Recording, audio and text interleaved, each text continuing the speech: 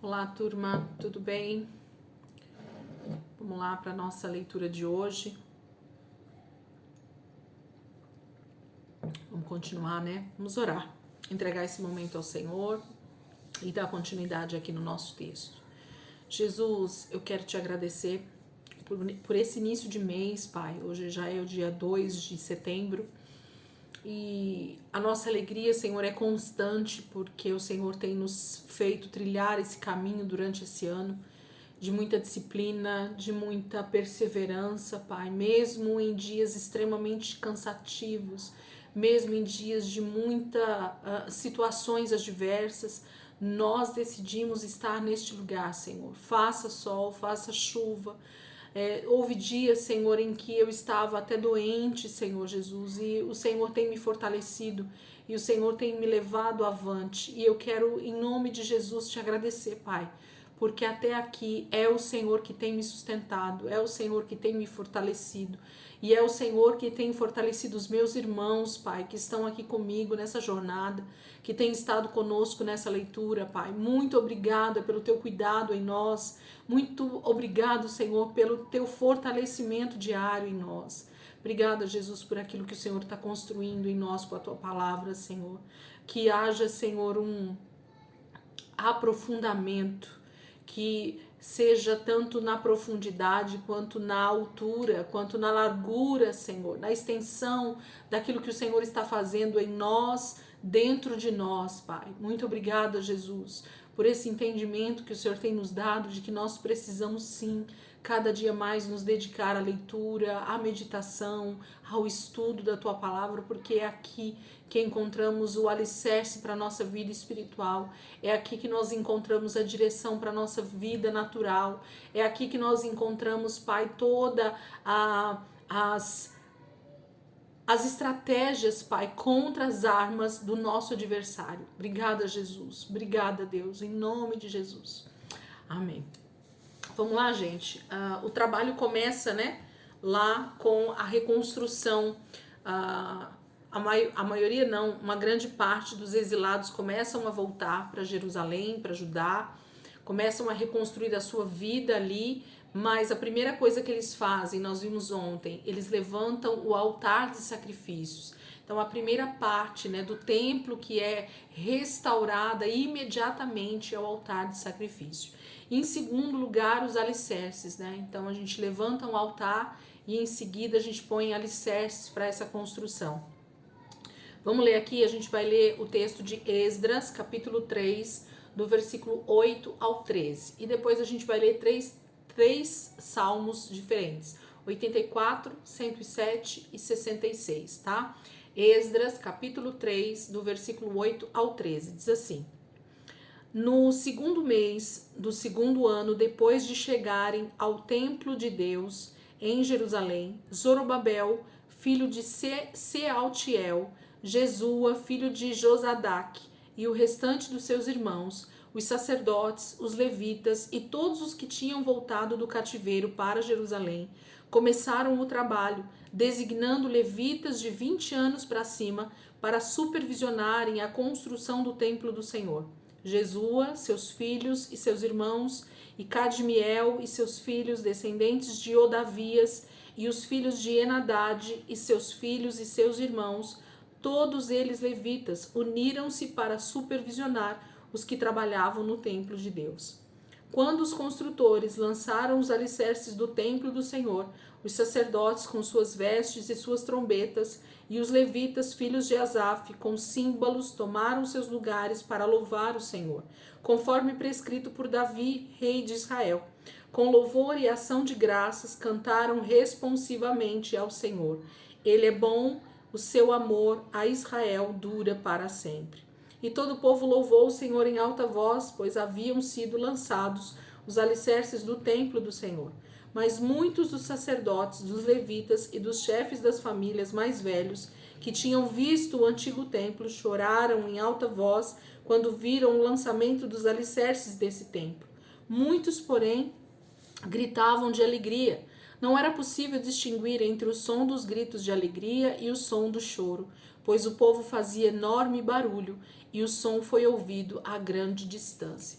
Então, vem o contraste, né, que esse texto traz para nós. Os levitas, os sacerdotes se unem para supervisionar, porque não era eles que fariam o trabalho, eram realmente pedreiros, marceneiros, todo tipo de trabalho braçal de homens comuns que não eram sacerdotes e nem levitas, eram os que trabalhariam ali na construção desse templo, desse novo templo ali em Jerusalém. Os levitas e os sacerdotes seriam os supervisores. Por quê? Porque nenhum levita e nenhum sacerdote podia trabalhar, literalmente, a não ser dentro do próprio templo, fazendo sacrifícios e o trabalho da obra do Senhor, né? Do templo do Senhor. Eles eram proibidos de fazer qualquer outro tipo de trabalho. Então eram os outros homens das outras tribos e de outras nações que iriam trabalhar na construção desse templo.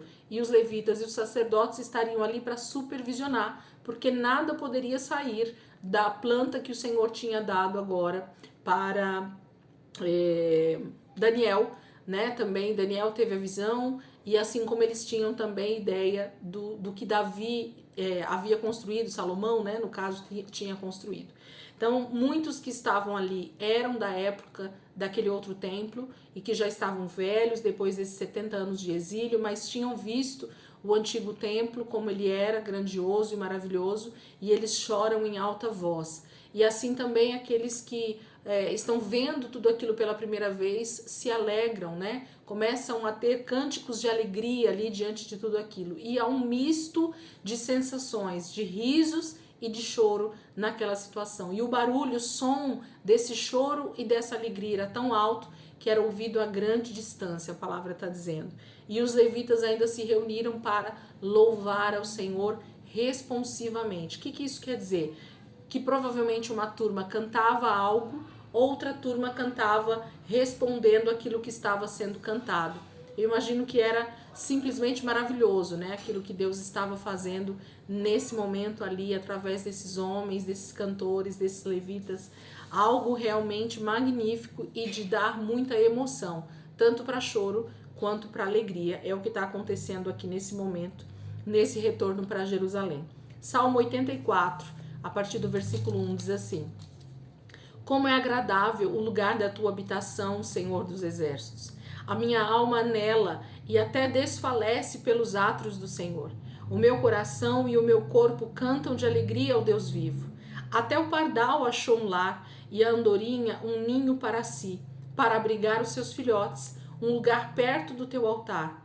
Ó Senhor dos exércitos, meu Rei e meu Deus, como são felizes os que habitam em tua casa, louvam-te sem cessar. Como são felizes os que em ti encontram sua força e os que são peregrinos de coração. Ao passarem pelo vale de Baca, fazem dele um lugar de fontes. As chuvas de outono também o enchem de cisternas. Prosseguem o caminho de força em força, até que cada um se apresente a Deus em Sião. Ouve a minha oração, ó Senhor Deus dos exércitos. Escuta-me, ó Deus de Jacó. Olha, ó Deus, que és nosso escudo. Trata com bondade o teu ungido. Melhor é um dia nos teus átrios do que 1000 noutro lugar. Prefiro ficar à porta da casa do meu Deus, a habitar nas tendas dos ímpios. O Senhor Deus é sol e escudo. O Senhor concede favor e honra, não recusa nenhum bem aos que vivem com integridade. O Senhor dos exércitos, como é feliz aquele que em ti confia. Um cântico de alegria, um cântico de agradecimento, um cântico de louvor, né, de engrandecimento a esse Deus. Eles falam que até o pardal encontrou casa, né, achou um lar, e a andorinha um ninho para si, para abrigar os seus filhotes, um lugar perto do teu altar, ó Senhor dos exércitos, meu Rei e meu Deus. Então eles falam que nada melhor do que estar perto do altar do Senhor, nada melhor do que estar perto do templo do Senhor, onde a presença de Deus é manifesta. Esse é o melhor lugar. A minha alma anela e até desfalece pelos átrios do Senhor, por estar na presença, por estar, nem que seja do lado de fora do templo, né? Nem que seja do lado de fora. Salmo 107, versículo 1. Deem graças ao Senhor, porque Ele é bom, o seu amor dura para sempre. Assim o digam os que o Senhor resgatou, os que livrou das mãos do adversário e reuniu de outras terras, do Oriente e do Ocidente, do Norte e do Sul. Perambularam pelo deserto e por terras áridas, sem encontrar cidades habitadas. Estavam famintos e sedentos, sua vida ia se esvaindo. Na sua aflição, clamaram ao Senhor, e ele os livrou da tribulação em que se encontravam, e os conduziu por caminho seguro a uma cidade habitada. Que eles deem graças ao Senhor por seu amor leal e por suas maravilhas em favor dos homens, porque ele sacia o sedento e satisfaz plenamente o faminto. Assentaram-se nas trevas e na sombra mortal, aflitos, acorrentados, pois se rebelaram contra as palavras de Deus e desprezaram os desígnios do Altíssimo. Por isso ele os sujeitou a trabalhos pesados, eles tropeçaram e não houve quem os ajudasse. Na sua aflição, clamaram ao Senhor e ele os salvou da tribulação em que se encontravam. Ele os tirou das trevas e da sombra mortal e quebrou as correntes que os prendiam. Que eles deem graças ao Senhor por seu amor leal e por suas maravilhas em favor dos homens, porque despedaçou as portas de bronze e rompeu as trancas de ferro. Tornaram-se todos por causa dos seus caminhos rebeldes e sofreram por causa das suas maldades. Sentiram repugnância por toda a comida e chegaram perto das portas da morte. Na sua aflição, clamaram ao Senhor e ele os salvou da tribulação em que se encontravam. Ele enviou a sua palavra e os curou e os livrou da morte. Que eles deem graças ao Senhor por seu amor leal e por suas maravilhas em favor dos homens. Que eles ofereçam sacrifícios de ação de graças e anunciem suas obras com cânticos de alegria. Fizeram-se ao mar em navios para negócios na imensidão das águas e viram as obras do Senhor, as suas maravilhas nas profundezas. Deus falou e provocou um vendaval que levantou as ondas. Subiam aos céus e desciam aos abismos. Diante de tal perigo, perderam a coragem. Cambaleavam tontos como bêbados, e toda a sua habilidade foi inútil. Na sua aflição, clamaram ao Senhor e ele os tirou da tribulação em que se encontravam. Reduziu a tempestade a uma brisa e serenou as ondas. As ondas sossegaram, eles se alegraram, e Deus os guiou ao porto almejado. Que eles deem graças ao Senhor por seu amor leal e por suas maravilhas em favor dos homens. Que o exaltem na assembleia do povo e o louvem na reunião dos líderes.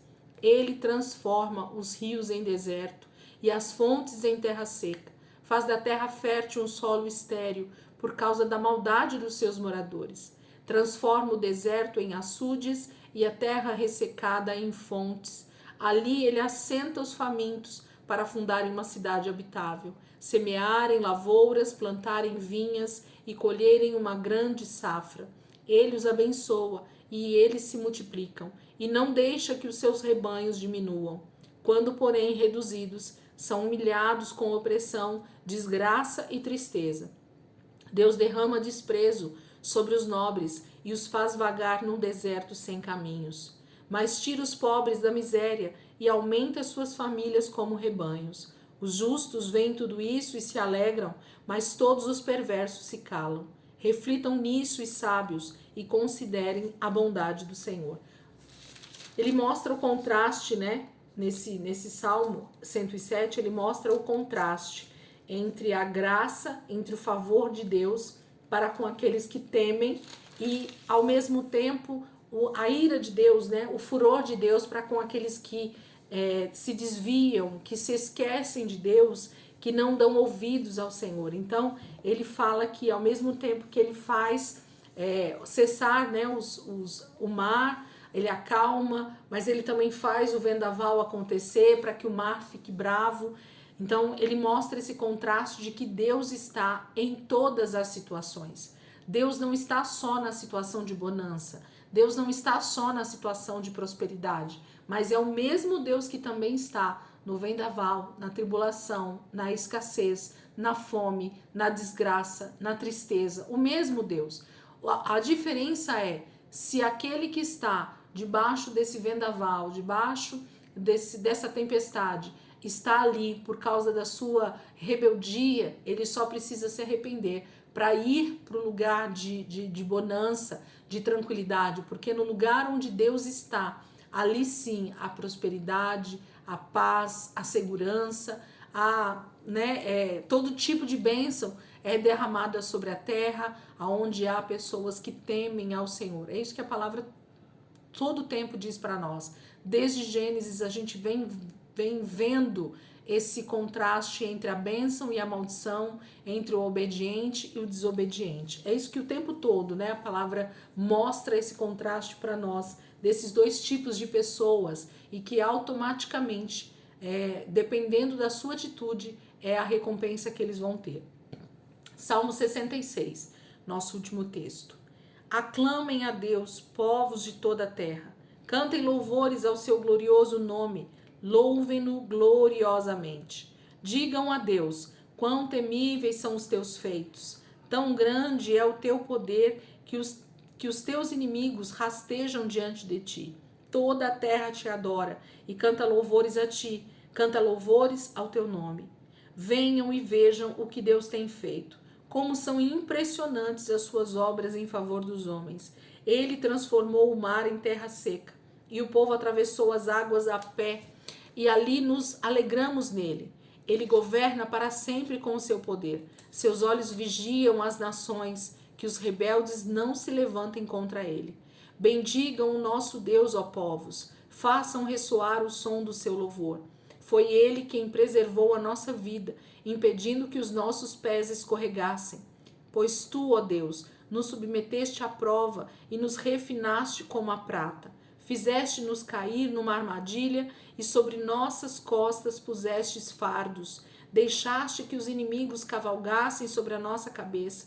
Passamos pelo fogo e pela água, mas a um lugar de fartura nos trouxeste. Para o teu templo virei com holocaustos e cumprirei os meus votos para contigo. Votos que os meus lábios fizeram e a minha boca falou quando eu estava em dificuldade. Oferecerei a ti animais gordos em holocaustos, sacrificarei carneiros cuja fumaça subirá a ti, e também novilhos e cabritos. Venham e ouçam, todos vocês que temem a Deus. Vou contar-lhes o que ele fez por mim. A ele clamei com lábios, com a língua o exaltei. Se eu acalentasse o pecado no coração, o Senhor não me ouviria. Mas Deus me ouviu, deu atenção à oração que lhe dirigi. Louvado seja Deus, que não rejeitou a minha oração, nem afastou de mim o seu amor. Que bênção, né? Como é bom saber que a nossa boca tem muitos cânticos de louvor, de adoração, de exaltação a Deus, porque Ele tem ouvido a nossa oração, Ele tem ouvido o nosso clamor. O salmista é claro em dizer que o Senhor ouviu porque Ele estava, finalzinho fala, né? Se eu acalentasse o pecado no meu coração, o Senhor não me ouviria.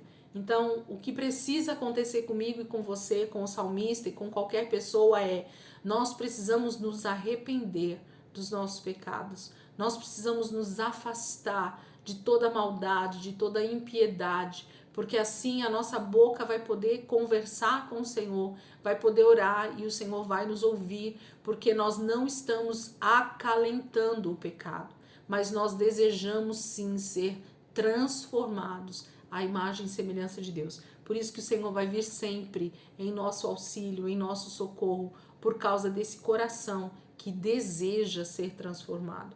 Então, a diferença sempre vai ser daquele que deseja realmente o Senhor e deseja afastar todo o mal do seu coração e da sua vida, e aqueles que simplesmente desejam permanecer no pecado e querem a bênção de Deus e jamais vão ter, né? Porque Deus não pode agir com injustiça, Ele é justo, a verdade é que sempre vai reinar, amém? Amanhã a gente vai continuar essas nossas leituras de ontem, de hoje. Aparentemente são menores, né? Mas não, são bastante versículos. Então, se a gente fosse entrar numa análise aqui minuciosa disso, talvez a gente ficaria bem mais tempo.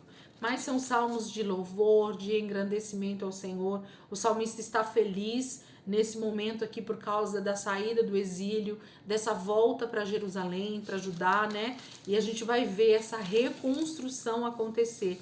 Amanhã eu não coloquei essa leitura, até daria para colocar um pouquinho mais, mas eu não entrei nessa próxima leitura porque nós vamos começar a ver agora o contraste de nações ali em Jerusalém. Muitos povos, né, estão ali em Jerusalém nesse momento por causa do domínio babilônico, depois por causa agora do domínio persa. Então existem outras nações que agora também moram em Israel, na terra de Canaã. E isso vai, infelizmente, trazer ainda mais confusão, guerra, distinção, separação, e a gente vai perceber isso começar agora, porque eles estão chegando para reconstruir a sua terra, o seu templo, e esses povos, né, essas nações que estão ali, também vão começar a se sentir ameaçadas, e aí vão começar as primeiras brigas, as primeiras confusões ali em Israel. Nós vamos começar a ver isso, tá bom? Então amanhã, se Deus quiser, a gente tá aqui de volta. Nós vamos começar em Esdras capítulo 4. E a gente vai ver essa questão do que eu tô falando aqui. E em seguida a gente já vai vendo as outras passagens, né, da reconstrução e do trabalho sendo suspenso por causa da afronta, né? De homens que desejam parar essa obra, e a gente vai começar a ver tudo isso. Esdras, Neemias, Ageu vai entrar aqui também. Então a gente tem bastante coisa para falar durante esse final de semana aí. Deus vai nos levar nessas leituras. Amém, queridos? Amanhã, se Deus quiser, a gente está aqui de volta para continuar a nossa leitura em nome de Jesus. Deus abençoe.